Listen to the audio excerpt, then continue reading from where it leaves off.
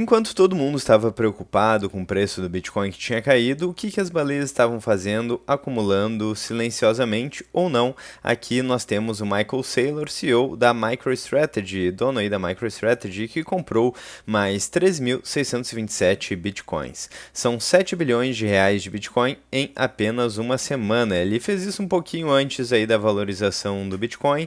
Então, novamente, enquanto as sardinhas do mercado financeiro, os players pequenos se desesperam com a queda, a gente viu Fear and Greed Index, indicador de medo e ganância do mercado, chegando em 10, o varejo com muito medo, e nesse meio tempo, o que os grandes players estavam fazendo? Aproveitando a promoção de preço no Bitcoin, com mais de 20 a quase 30% de queda no preço do Bitcoin. A gente viu também uma queda significativa no preço das ações da MicroStrategy, eu venho falando sobre isso nos últimos vídeos, da correção nas Bitcoin Treasury Companies, mas agora só no dia de hoje a MSTR já subiu mais de 6,63% em dólar. Então, geralmente a gente vê o preço das Bitcoin Treasury Companies oscilando mais do que o preço do Bitcoin. A gente viu ali no diário o preço do Bitcoin oscilando menos do que a MicroStrategy, que é talvez a maior Bitcoin Treasury Company, aliás, a maior treasury company aí do mercado. Então é muito interessante esse movimento e realmente essa tese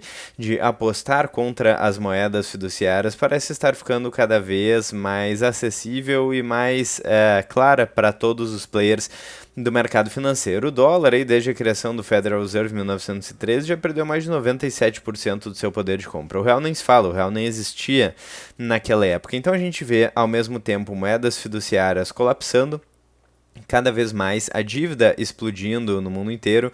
Só nos Estados Unidos ela já passa de 38 trilhões de dólares, mas em alguns países o problema é ainda maior, como por exemplo no Japão, a relação dívida-PIB é ainda maior do que a dos Estados Unidos. E nesse meio tempo, o que os bancos centrais, os grandes players estão fazendo? Alguns estão correndo para o Bitcoin, outros estão correndo para o ouro, que, diga-se de passagem, também está explodindo de preço rumo aos 5 mil dólares, e outros estão rumo à prata, né? A prata também está com um desempenho brutal, quase 200% de valorização em dólar no último ano. Então, ativos escassos estão se valorizando conforme a desconfiança nas moedas fiduciárias vem crescendo. E é realmente um movimento formidável de observar, dado que boa parte dos economistas austríacos, bitcoinheiros, já alertavam sobre isso há bastante tempo. Então, vamos falar sobre isso e outros assuntos aqui no vídeo de hoje. Então, se você gosta do conteúdo do canal, já deixa o like, considere fazer parte da área de membros e apoiar financeiramente o canal, dependemos aí da sua ajuda, somos um canal independente,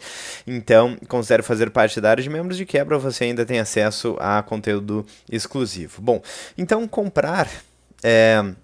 a compra aqui, no caso da Strategy, da MSTR, não é algo que está sendo movido por um hype, mas é um movimento mais estrutural. Então, o Saylor não compra por candle, por notícia, por pullback, ele compra como política de balanço. Ele percebeu que as moedas fiduciárias estão indo a zero e ele fez essa aposta no Bitcoin. Ele acredita que o Bitcoin vai ser a tecnologia, vai ser a alternativa a esse sistema fiduciário que está falido, e fez essa aposta. Ele pode estar errado? Pode estar errado. O disclaimer que a gente sempre faz aqui no canal é que isso não é uma dica de investimentos e a gente não tem como prever o futuro. Mas em uma coisa fica realmente difícil discordar do Saylor ou de bitcoinheiros de uma maneira geral, que é o fato de que as moedas fiduciárias estão de fato colapsando e a dívida está explodindo. Muito dificilmente o problema da dívida será resolvido e talvez a gente esteja diante do fim de um sistema financeiro que dura desde pelo menos 1971, com o final do acordo de Bretton Woods, e que pode estar chegando ao fim. Inclusive, talvez boa parte dessa instabilidade geopolítica que estamos testemunhando atualmente pode ser aí talvez uma consequência ou algo que costuma acontecer em momentos de grande mudança no sistema financeiro global. A gente viu várias moedas sendo utilizadas como moedas de reserva global, moeda da Holanda, atualmente o dólar dos Estados Unidos, a moeda da Inglaterra, e geralmente esses períodos de mudança de sistema financeiro geralmente são um tanto turbulentos, pode ser que a gente de fato esteja passando por isso. A escala aqui então é bastante relevante em relação à compra recente aí da MicroStrategy, 13 mil, mais de 13 mil bitcoins em poucos dias, significa absorção relevante da liquidez disponível, menos bitcoins circulando em exchanges, pressão assimétrica de médio prazo, e é o tipo de compra que não busca timing perfeito, busca exposição máxima. O contexto aqui também é importante, pois temos então ETFs voltando a drenar a oferta diariamente, indicadores de varejo ainda frios, volatilidade curta, mas estrutura firme, ou seja, não é topo emocional. E é interessante porque eu venho falando sobre isso há alguns vídeos aqui, alguns dias, algumas semanas, que o preço do Bitcoin, durante a maior parte do tempo, ele é pacato, ele é lento. Imagina só quem comprou em março de 2018 e esperou até, por exemplo, janeiro de 2020, esperou vários anos aí, ou até mais para frente, aqui, março de 2020, por exemplo, né? E não teve ali um desempenho muito interessante, não teve nenhuma mudança, por exemplo, de março de 2018 a abril de 2020, o Bitcoin ficou no 0 a 0. Então o Bitcoin passa longos períodos de tempo no 0 a 0 e durante um período curto de tempo, quando ninguém está esperando, a não ser talvez as baleias e os players mais antigos, o smart money, o Bitcoin começa esse movimento parabólico e começa aí justifica todo esse tempo andando de lado. Então isso aí não é uma novidade, esse mês que nós passamos aqui com Bitcoin de lado, não é uma novidade, não é surpreendente, não é nem, diga-se de passagem, uma quantidade de tempo muito grande. Imagina só, por exemplo, aqui o cara que ficou 2 anos aqui alertando, né? Pô, o Bitcoin tem um potencial muito grande, considerem estudar o ativo. Todo mundo provavelmente achou que ele era louco, né? 2 anos falando sobre a mesma coisa e o ativo não sai do lugar.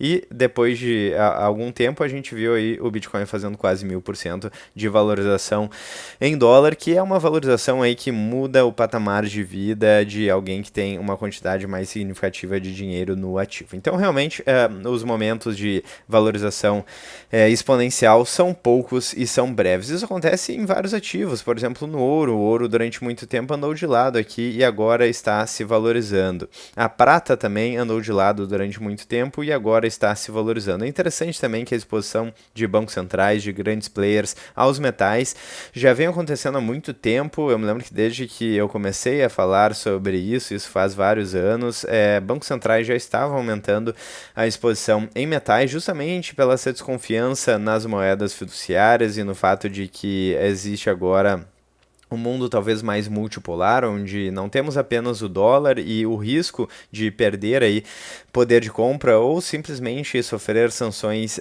com o dólar, ele existe, está mais claro do que antigamente. Então os países já faz alguns bons anos vêm acumulando aí reservas em metais, e eu me lembro que eu falo sobre isso há algum tempo e muito antes disso também eu já estudava esse assunto enfim, menos gente falava sobre isso.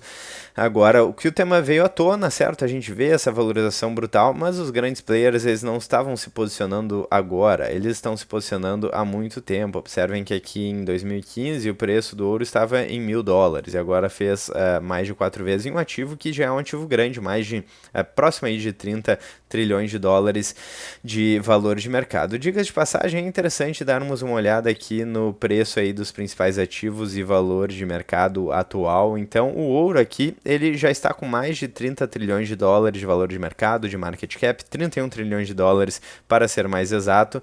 Nós temos a prata aqui em 10º lugar com uma valorização brutal também, chegando ali no top 10 já, então mais de 5 trilhões de dólares de valor de mercado, que é muita coisa.